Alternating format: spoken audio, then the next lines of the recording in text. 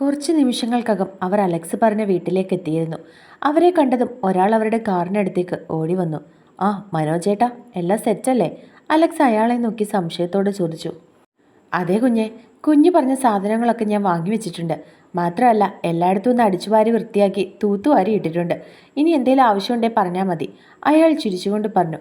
Thanks ഏട്ടാ, എന്തേലും ഉണ്ടെങ്കിൽ ഞാൻ വിളിക്കാം. അവനും അയാളെ നോക്കി പറഞ്ഞു. ഈ മോളാണല്ലേ മോൻ്റെ ഭാര്യ? അയാൾ ചിരിയോടെ പാത്തുവിനെ നോക്കി ചോദിച്ചതും അവൾ തലയാട്ടി. പാത്തു, ഇത് മനോജേട്ടൻ, പപ്പയ്ക്കറിയാവുന്ന ആളാണ്. ഇവിടെ അടുത്ത് തന്നെയാണ് താമസം. മനോജേട്ടനാണ് നമുക്ക് ഈ വീട് സെറ്റാക്കി തന്നത്. പപ്പയുടെ നല്ലൊരു സുഹൃത്താണ് മനോജേട്ടൻ. അവൻ ചിരിച്ചുകൊണ്ട് അവളെ നോക്കി പറഞ്ഞു. അത് കേട്ട് അവളും ഒന്ന് പുഞ്ചിരിച്ചു. ശരി മനോജേട്ടാ, ഒരുപാട് നന്ദിയുണ്ട്. ഇതൊക്കെ നമ്മുടെ തൊഴിലല്ലേ കുഞ്ഞെ? പിന്നെ പപ്പയെല്ലാം പറഞ്ഞിരുന്നു, അധികം ഇവിടെ മാറി നിൽക്കാൻ നോക്കണ്ട കേട്ടോ. പ്രശ്നങ്ങളൊക്കെ പറഞ്ഞു തീർത്തിട്ട് നേരെ വീട്ടിലേക്ക് തന്നെ മടങ്ങിക്കോ. അവിടെ എല്ലാവരും കാത്തിരിക്കുകയായിരിക്കും. ഒരു കുടുംബം പോലെ കഴിഞ്ഞതല്ലേ എല്ലാവരും. അപ്പോൾ നിങ്ങൾ മാത്രം അവിടെ നിന്ന് മാറി നിൽക്കുന്നത് അവർക്ക് വിഷമം ഉണ്ടാക്കുന്ന കാര്യമല്ലേ? അതുകൊണ്ട് രണ്ടുപേരും അധികം ഇവിടെ ചുറ്റിക്കളിക്കാതെ പെട്ടെന്ന് തന്നെ വീട്ടിലേക്ക് മടങ്ങാൻ നോക്കിക്കോണം. അയാൾ ചിരിയോടെ അലക്സിനെ നോക്കി പറഞ്ഞതും അവൻ തലയാട്ടി. പാത്തു സംശയത്തോടെ അയാൾ പറഞ്ഞതിനെപ്പറ്റി ഓർത്തു. അവർ മാറി നിൽക്കുന്നത് പപ്പയുടെ സപ്പോർട്ട് കൂടിയാണെന്ന് അവൾക്ക് അറിയില്ലായിരുന്നു. മോളെന്താ ഇങ്ങനെ നോക്കുന്നത്? മോളെ, ഒരു ജീവിതമാകുമ്പോൾ അതിൽ പലതരത്തിലുള്ള പ്രശ്നങ്ങളുണ്ടാകും. എല്ലാം തികഞ്ഞിട്ടല്ലല്ലോ എല്ലാവരും ജീവിതം ജീവിച്ചു തീർക്കുന്നത്. അങ്ങനെ എന്തെങ്കിലും പ്രശ്നം ആരുടെയെങ്കിലും ഭാഗത്തു നിന്നുണ്ടായാൽ അതിനെ തരണം ചെയ്യാനും നമ്മൾ പഠിക്കണം. അവിടെയല്ലേ നമ്മുടെ ജീവിതം വിജയിക്കുന്നത്. മോൾ ശരിക്കും പറഞ്ഞാൽ ചെയ്തത് വലിയൊരു തെറ്റാണ്. മോൾക്ക് അങ്ങനെ എന്തെങ്കിലും ബുദ്ധിമുട്ട് അലക്സ് കുഞ്ഞിൻ്റെ വീട്ടിൽ ഉണ്ടായിട്ടുണ്ടെങ്കിൽ അത് മോളുടെ ഭർത്താവായ കുഞ്ഞിനോടോ അതോ അല്ലെങ്കിൽ പപ്പയോടോ മറ്റോ തുറന്നു പറഞ്ഞിരുന്നെങ്കിൽ അതെപ്പോഴും അവസാനിക്കേണ്ട ഒരു പ്രശ്നമായിരുന്നു. പക്ഷെ മോൾ അതൊന്നും ചെയ്യാതെ അവിടെ നിന്ന് ഒളിച്ചോടുകയാണ് ചെയ്തത്. മോൾക്ക് എല്ലാത്തിനും സപ്പോർട്ടായിട്ട് കുഞ്ഞു നിൽക്കില്ലായിരുന്നോ? അയാൾ പറഞ്ഞതും അവൾ തിരിച്ചു മറുപടി പറയാനാകാതെ തല താഴ്ത്തി. മോളെ വിഷമിപ്പിക്കാൻ പറഞ്ഞതല്ല ഞാൻ. ഞങ്ങളും ഈ അവസ്ഥകളൊക്കെ കഴിഞ്ഞിട്ടാണ് മോളെ ഇത്രയും വർഷം ജീവിച്ചത്. എൻ്റെ ഭാര്യയും എൻ്റെ അമ്മയും തമ്മിൽ ഒട്ടും ചേരില്ലായിരുന്നു. കണ്ണിന് കണ്ടു കഴിഞ്ഞാൽ രണ്ടും കൂടി അടിയും വഴക്കുമായിരുന്നു. എൻ്റെ ഭാര്യ ഒരു പാവമാണ്. ആദ്യമൊന്നും അവളെ തിരികെ മറുപടി പറയാനോ മറ്റോ പോകില്ലായിരുന്നു. എന്നെ പോലും അറിയിക്കാതെ എല്ലാം മനസ്സിൽ വെച്ച് നടന്നു. പക്ഷെ പിന്നീട് അവളും എതിർത്ത് പറയാൻ തുടങ്ങി. അങ്ങനെയാണ് ഞാനെല്ലാം അറിയുന്നത്. അവളെല്ലാം എന്നോട് തുറന്നു പറയുന്നത്. എൻ്റെ അമ്മയും ഭാര്യയും ചേരാത്തത് കൊണ്ട് തന്നെ ഞാൻ അവളെയും കൂട്ടി മറ്റൊരു വീട്ടിലാണ് താമസിച്ചത്. എന്നിട്ടും മരിക്കാൻ നേരം അമ്മയെ നോക്കിയത് മുഴുവൻ അവളാണ്.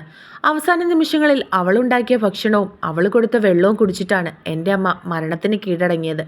എൻ്റെ അമ്മയ്ക്ക് അവളെ ഇഷ്ടമല്ലാഞ്ഞിട്ട് കൂടി അമ്മയ്ക്ക് വയ്യാതായി എന്നറിഞ്ഞപ്പോൾ അവൾ ഓടിപ്പോയി അമ്മയെ ഞങ്ങളുടെ വീട്ടിലേക്ക് കൊണ്ടുവരികയായിരുന്നു. എനിക്കൊരു അനിയനാണ്. അവൻ്റെ ഭാര്യയും അമ്മയുമാണ് ഞങ്ങളുടെ വീട്ടിൽ കഴിഞ്ഞത്. അവൾക്ക് കുറച്ച് വിദ്യാഭ്യാസവും സൗന്ദര്യമൊക്കെ ഉള്ളതുകൊണ്ട് അമ്മയ്ക്ക് അവളോടായിരുന്നു താല്പര്യം. എൻ്റെ ഭാര്യ വെറും 10ാം ക്ലാസ്സാണ്. പക്ഷെ അവസാന നിമിഷം അമ്മയെ നോക്കാൻ ആ 10ാം ക്ലാസ്സുകാരി വേണ്ടി വന്നു. അനിയൻ്റെ ഭാര്യയ്ക്ക് ജോലിക്ക് പോകണം, അവൾക്ക് നോക്കാൻ വയ്യ എന്ന് അവൾ തീർത്തും പറഞ്ഞു. അന്നാണ് എൻ്റെ അമ്മയ്ക്ക് നല്ല മരുമകൾ ആരാണെന്ന് മനസ്സിലായത്. ജീവിതം അങ്ങനെയാണ് മോളെ. എല്ലാവർക്കും എല്ലാവരെയും ഇഷ്ടപ്പെടണമെന്നൊന്നുമില്ല. പക്ഷെ ചില കാര്യങ്ങളിൽ നമ്മൾ അഡ്ജസ്റ്റ് ചെയ്ത് ജീവിച്ചാൽ മാത്രമേ നമ്മുടെ ജീവിതത്തിൽ കുറേയേറെ പ്രശ്നങ്ങളൊക്കെ ഒഴിഞ്ഞു കിട്ടുകയുള്ളൂ.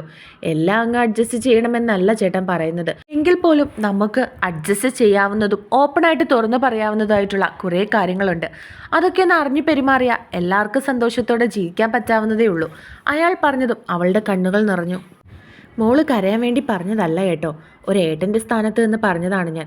ഇനിയെങ്കിലും എന്തെങ്കിലും പ്രശ്നം ഉണ്ടാകുമ്പോൾ മനസ്സിൽ വെച്ചുകൊണ്ടിരിക്കാതെ മോള് കുഞ്ഞിനോട് തുറന്നു പറയണം. പരിഹരിക്കാൻ പറ്റാത്ത പ്രശ്നങ്ങളൊന്നുമില്ല മോളെ. അവൾ കരയുന്നത് കണ്ടതും അയാൾ പറഞ്ഞു. അവൾ കുനിഞ്ഞു നിന്ന് കണ്ണുകൾ തുടച്ചു. അത് കണ്ട് മനോജ് അലക്സിനെ നോക്കി. അലക്സ് ഒന്നുമില്ല എന്ന് കണ്ണ് ചിമ്മി കാണിച്ചുകൊണ്ട് പാത്തുവിനെ തന്നിലേക്ക് ചേർത്ത് പിടിച്ചു. എങ്കിൽ നിങ്ങൾ അകത്തേക്ക് കയറിക്കോ, ഞാൻ പോകട്ടെ. എന്തേലും ആവശ്യമുണ്ടെങ്കിൽ വിളിച്ചാൽ മതി, അയാൾ അലക്സിനെ നോക്കി പറഞ്ഞു. അലക്സ് അയാളെ നോക്കി തലയാട്ടിക്കൊണ്ട് പോക്കറ്റിൽ നിന്നും കുറച്ച് ക്യാഷ് എടുത്ത് അയാൾക്ക് നേരെ നീട്ടി. വേണ്ട കുഞ്ഞെ, അച്ചായൻ തന്നിരുന്നു, ഇത് കുഞ്ഞു വെച്ചോളൂ, അയാൾ സന്തോഷത്തോടെ അതിനെ തടഞ്ഞുകൊണ്ട് പറഞ്ഞു. അയാൾ ഒന്നും കൂടി അവരെ രണ്ടുപേരെയും നോക്കി യാത്ര പറഞ്ഞിട്ട് ബൈക്കുമായി പോയി. അലക്സ് പാത്തുവിനെയും കൂട്ടി അകത്തേക്ക് കയറി. ഒരു നില വീടായിരുന്നു അത്. ഒരടുക്കളയും 2 മുറിയും ഒരു വലിയ ഹാളും ഉണ്ടായിരുന്നു. അവൻ അവളെയും കൊണ്ട് ഹാളിലേക്ക് കയറി. ഇച്ചായ, പപ്പയും കൂടി അറിഞ്ഞിട്ടാണോ ഇങ്ങനെയൊക്കെ? അവൾ സംശയത്തോടെ ചോദിച്ചു. അതെ, പപ്പയാണ് വീടൊക്കെ നമുക്ക് സെറ്റാക്കി തന്നത്, അവൻ പറഞ്ഞതും അവളൊന്ന് മൂളി. നിനക്ക് വീടിഷ്ടമായോ? അവൻ കൈകൾ മാറിൽ കെട്ടി സംശയത്തോടെ അവളെ നോക്കി ചോദിച്ചു. ഇഷ്ടമായി, പക്ഷേ ഇതൊന്നും വേണ്ടായിരുന്നു ഇച്ചായ. നമുക്ക് നമ്മുടെ വീട്ടിൽ നിൽക്കാൻ നിനക്ക് ഇഷ്ടമല്ലാഞ്ഞതുകൊണ്ടല്ലേ നീ അവിടെ നിന്ന് എല്ലാം ഇട്ടെറിഞ്ഞിട്ട് പോയത് അല്ലേ? പിന്നെന്തിനാ ഇപ്പോൾ അങ്ങനെ പറയുന്നത്? അവൻ ചോദിച്ചതും അവളൊന്നും മിണ്ടിയില്ല. നീ പോയൊരു ചായ ഇട്ടേച്ചു വാ, സാധനങ്ങളൊക്കെ അടുക്കളയിൽ കാണും. അവൻ പറഞ്ഞതും അവൾ മൂളി. പിന്നെ അടുക്കളയിലേക്ക് നടന്നു. അവർ രണ്ടുപേരും വീട് വിട്ടു പോയതും അന്നമ്മ ആകെ വല്ലാതെയായിപ്പോയിരുന്നു. അവരോട് ആരും മിണ്ടാനും പറയാനും പോയിരുന്നില്ല. അതുകൊണ്ട് തന്നെ അവർ ഒരു മുറിയിൽ കയറി കട്ടിലിലേക്കിരുന്ന് ഓരോന്നും ആലോചിച്ചുകൊണ്ടിരുന്നു. എന്താടി, മോനെയും മോളെ പോലെ കാണേണ്ട കൊച്ചിനെയും ഇവിടുന്ന് പറഞ്ഞു വിട്ടപ്പോൾ നിനക്ക് സമാധാനമായോ? ജോൺ ദേഷ്യത്തോടെ അങ്ങോട്ട് വന്ന് ചോദിച്ചു. ഇച്ചായ, ഞാൻ വേണ്ട, മിണ്ടരുത്. നീ ഇങ്ങനെയാണെന്ന് ഞാൻ കരുതിയില്ല. ഞാൻ കരുതിയത് എന്താണെന്നറിയോ? നീ നമ്മുടെ മോളെ സ്നേഹിക്കുന്നത് പോലെ വരുന്ന കുട്ടിയെ സ്നേഹിക്കുമെന്നാണ്. പക്ഷെ നീ ഇങ്ങനെ പെരുമാറുമെന്ന് എനിക്ക് ഒരിക്കൽ പോലും തോന്നിയില്ല എന്നമ്മേ. നിനക്ക് എന്തേലും ഒരു കുറവോ പ്രശ്നമോ എൻ്റെ അമ്മച്ചി ഇവിടെ ഉണ്ടാക്കിയിട്ടുണ്ടോ? എന്തേലും ഒരു വിഷമം എൻ്റെ അമ്മച്ചിയുടെ ഭാഗത്തുനിന്ന് നിനക്കുണ്ടായിട്ടുണ്ടോ? സ്നേഹിച്ചിട്ടല്ലേ ഉള്ളൂ നിന്നെ, മോളെ പോലെ. എന്നിട്ട് നീ നിന്റെ മരുമോളോട് എന്താ കാണിച്ചത്? അവരെ രണ്ടുപേരെയും പിരിച്ചിട്ട് നിനക്ക് എന്തായിരുന്നു കിട്ടുന്നത്? അന്നമ്മേ, നീ ഒരു കാര്യം ആലോചിക്കണം. നിന്റെ കൂടെ അല്ല ആ കുട്ടി കഴിയേണ്ടത്. നീയും ഞാനും നാളെ മണ്ണിനടിയിൽ പോകും. അപ്പോഴും താങ്ങും തണലുമായിട്ട് ജീവിക്കേണ്ടത് നമ്മുടെ പിള്ളേരാണ്. അവളെ അല്ലാതെ നീ ഇനി ഭൂലോക സുന്ദരിയെ കൊണ്ടുവന്ന് അവനെ കെട്ടിച്ചാലും അവൻ സന്തോഷത്തോടെ ഇരിക്കില്ല. കാരണം അവൻ്റെ ജീവനവും ജീവിതവും പാത്തുവാണ്. അത് നിനക്ക് മനസ്സിലാകില്ല. ഒരിക്കലും നിനക്കത് മനസ്സിലാവില്ല. ഉണ്ടായിരുന്നെങ്കിൽ നീ ഇങ്ങനെ പെരുമാറില്ലായിരുന്നു. അയാൾ ദേഷ്യത്തോടെ അവരെ നോക്കി പറഞ്ഞു. തല താഴ്ത്തി അവർ പറയുന്നത് കേട്ട് നിൽക്കാനല്ലാതെ അവർക്കൊന്നും പറയാൻ പറ്റുന്നില്ലായിരുന്നു. അവർ ഒന്നും മിണ്ടാഞ്ഞതും അയാൾ അവരെ ഒന്ന് നോക്കിയിട്ട് വാതിലടച്ചിറങ്ങിപ്പോയി. അയാൾ പോയതും അവരുടെ കണ്ണുകൾ നിറഞ്ഞൊഴുകി. പുറത്തേക്കിറങ്ങിയ അയാൾ ഫോൺ എടുത്ത് അലക്സിനെ വിളിച്ചു. അലക്സ്, പപ്പേ പറഞ്ഞോ, ഞങ്ങളിവിടെ എത്തി. കുറച്ചു നേരമായിട്ടേ ഉള്ളൂ. മനോജേട്ട എല്ലാം ഇവിടെ സെറ്റാക്കി വെച്ചിരുന്നു. പാത്തുമോള് അയാൾ സംശയത്തോട് ചോദിച്ചു. ചായ ഇടുക പപ്പേ, പറഞ്ഞോ. അവൻ അടുക്കളയിലേക്കൊന്ന് നോക്കിക്കൊണ്ട് അയാളോട് പറഞ്ഞു. ഒന്നുമില്ല മോനെ, അന്നമ്മയ്ക്ക് നിങ്ങൾ പോയതിൽ നല്ല വിഷമമുണ്ടെന്ന് തോന്നുന്നു. ആരോടും ഒന്നും പറയാതെ മുറിയിൽ കയറിയിരിക്കുകയാണ്. ഞാൻ എന്തൊക്കെ പറഞ്ഞിട്ടും അവൾ ഒരക്ഷരം തിരിച്ചു മിണ്ടിയില്ല. സാരമില്ല പപ്പേ, മമ്മി മനസ്സിലാക്കട്ടെ. മമ്മി മാത്രമല്ല ഇവളും. ഒരു ബന്ധം പറിച്ചെറിയാൻ എളുപ്പമാണ്, പക്ഷെ കൂട്ടിയോജിപ്പിക്കാൻ ഭയങ്കര പാടാണ് പപ്പേ. രണ്ടുപേരും അതൊന്ന് മനസ്സിലാക്കട്ടെ. അതുവരെ ഇങ്ങനെ അങ്ങ് പോയാൽ മതി. അവൻ പറഞ്ഞതും അയാൾക്കും അത് ശരിയാണെന്ന് തോന്നി. നീ മോളോട് ദേഷ്യമൊന്നും കാണിക്കണ്ട. അവൾ ഒറ്റയ്ക്കല്ലേ ഉള്ളൂ. ഇല്ല, ഞാൻ ഒന്നും പറയാൻ പോകുന്നില്ല. എന്തെങ്കിലും ആവശ്യമുണ്ടെങ്കിൽ മനോജിനോട് പറഞ്ഞാൽ മതി. ശരി പപ്പേ, പറയാം. അവൻ പറഞ്ഞതും അയാൾ മോളിക്കൊണ്ട് ഫോൺ വെച്ചു. അലക്സ് ഫോൺ പോക്കറ്റിൽ വെച്ചിട്ട് പാത്തുവിൻ്റെ അടുത്തേക്ക് നടന്നു. അവൻ പാത്തുവിൻ്റെ അടുത്തേക്ക് ചെന്നതും അവൾ തിരിഞ്ഞു നിന്ന് ചായ ഇട്ടുകൊണ്ടിരിക്കുകയായിരുന്നു.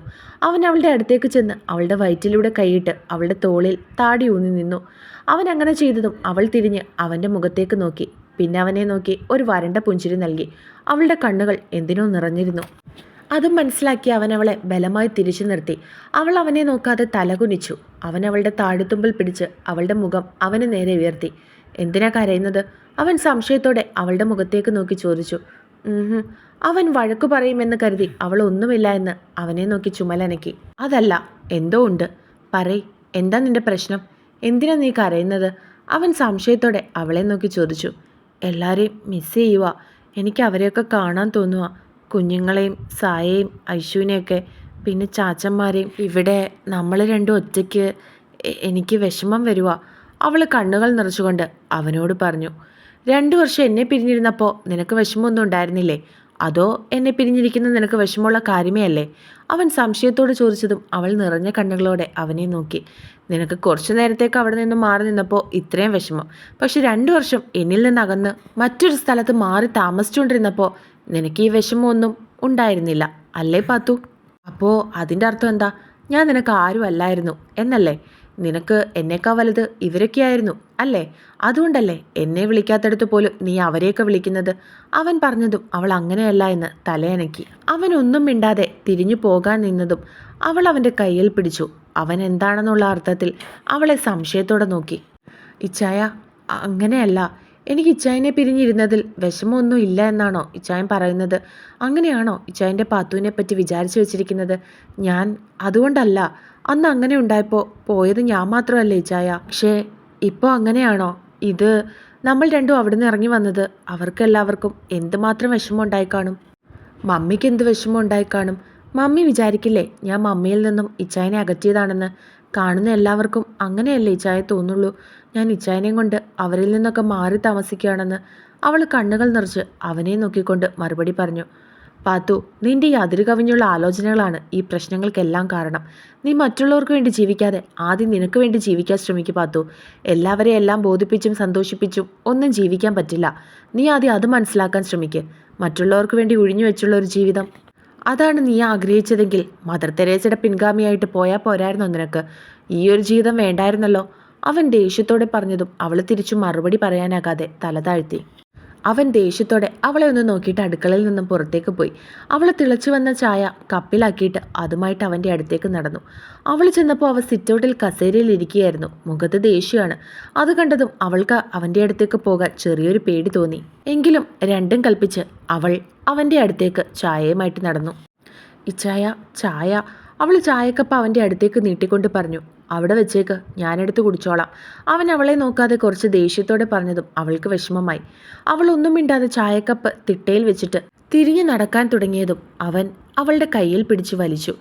അവൾ അവൻ്റെ മടിയിലേക്ക് തന്നെ ചെന്നിരുന്നു. വിടിച്ചായ, ഞാൻ പോകട്ടെ. അവൾ അവൻ്റെ മടിയിൽ നിന്നും കുതിരി മാറാൻ ശ്രമിച്ചുകൊണ്ട് പറഞ്ഞു. എന്നാൽ അവൻ അവളെ വിടാതെ അവളുടെ വയറ്റിലൂടെ ചുറ്റിപ്പിടിച്ച് അവളെ ഒന്നുകൂടി അവൻ്റെ അടുത്തേക്ക് അടുപ്പിച്ചു.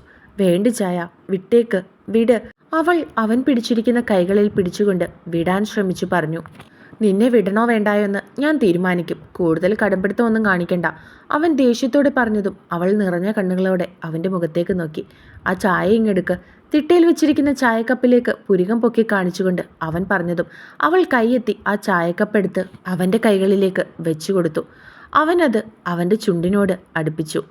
ഇനി മുതൽ നമ്മൾ ഇവിടെയാണ് താമസിക്കാൻ പോകുന്നത്. അതാണ് നമ്മുടെ ജീവിതത്തിന് നല്ലതെന്നാണ് എനിക്ക് തോന്നുന്നത്.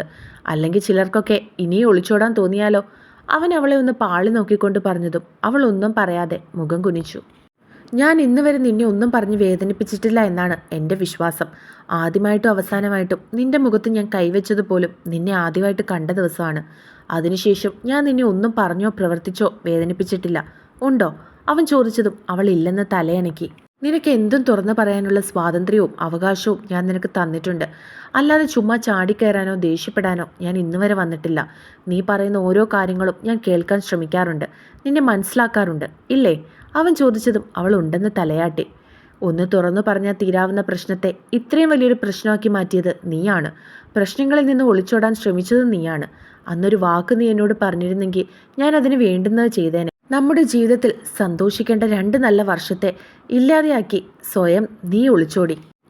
ഞാൻ നിന്നെ മനസ്സിലാക്കിയതിൻ്റെ ഒരു അംശമെങ്കിലും നീ എന്നെ തിരിച്ചു മനസ്സിലാക്കാൻ ശ്രമിച്ചിരുന്നെങ്കിൽ ഒരിക്കലും ഇങ്ങനെ ഒന്നും ഉണ്ടാകില്ലായിരുന്നു പാത്തു. ഇപ്പോൾ ഇങ്ങനെ മാറി താമസിക്കേണ്ടി വരില്ലായിരുന്നു. അവൻ പറഞ്ഞതും അവൾക്കും അത് ശരിയാണെന്ന് തോന്നി. ഒന്ന് മനസ്സ് തുറന്ന് സംസാരിച്ചാൽ തീരാവുന്ന പ്രശ്നത്തെ ഇത്രയും വലിയൊരു പ്രശ്നമാക്കി മാറ്റിയത് താനാണ്. ഇച്ചായം പറഞ്ഞതുപോലെ എടുത്തുചാട്ടത്തിൻ്റെ ഫലം എന്നവണ്ണം നഷ്ടപ്പെട്ടത് ആരുടെ ജീവിതമായിരുന്നു? ആരുടെ സന്തോഷമാണ്? ഒന്നും വേണ്ടായിരുന്നു. അവൾ മനസ്സിൽ ചിന്തിച്ചു. ഇച്ചായ, സോറി, എന്നോട് ക്ഷമിക്കിച്ചായ. ഞാനിനി ഒന്നും ഇച്ചായനോട് മറച്ചു വയ്ക്കില്ല. എന്തുണ്ടെങ്കിലും ഞാൻ ഇച്ചായനോട് തുറന്നു പറഞ്ഞോളാം. സത്യം, നമുക്ക് തിരിച്ചു പോകാം ഇച്ചായ. നമ്മുടെ വീട്ടിൽ അവരുടെയൊക്കെ കൂടെ പോകാം. ഇവിടെ വല്ലാത്ത ഒറ്റപ്പെടലാണ് എനിക്ക്, അവരുടെ കൂടെ, കുഞ്ഞുങ്ങളുടെ കൂടെ. പ്ലീസ് ഇച്ചായ, അവൾ ദയനീയമായി അവനോട് പറഞ്ഞു. അവൻ അതിന് മറുപടി ഒന്നും പറയാതെ അവളെ മടിയിൽ നിന്നും എഴുന്നേൽപ്പിച്ചിട്ട് ചായക്കപ്പായിട്ട് അകത്തേക്ക് നടന്നു. അവളൊന്നും പറയാനാകാതെ അവൻ പോകുന്നത് നോക്കി ദയനീയമായി നിന്നു. ഇനിയൊരു തിരിച്ചുപോക്ക് അവിടേക്കുണ്ടാകില്ലേ എന്ന് പോലും അവൾ ഒരു നിമിഷം ചിന്തിച്ചു. അവളുടെ കണ്ണുകൾ നിറഞ്ഞു. ഇതേ നിമിഷം കുരിശിങ്കലിൽ ഏറെ നേരത്തെ ആലോചനയ്ക്കൊടുവിൽ അന്നമ്മ എന്തോ തീരുമാനിച്ചുറപ്പിച്ചതുപോലെ കട്ടിലിൽ നിന്നും എഴുന്നേറ്റു. പിന്നെ ഡ്രസ്സ് മാറി മറ്റൊരു സാരി ഉടുത്ത് പേഴ്സുമായിട്ട് ഇറങ്ങി. എല്ലാവരും അവരവരുടെ തിരക്കിലായതുകൊണ്ട് തന്നെ അന്നമ്മ ഇറങ്ങിപ്പോകുന്നത് ആരും കണ്ടിരുന്നില്ല.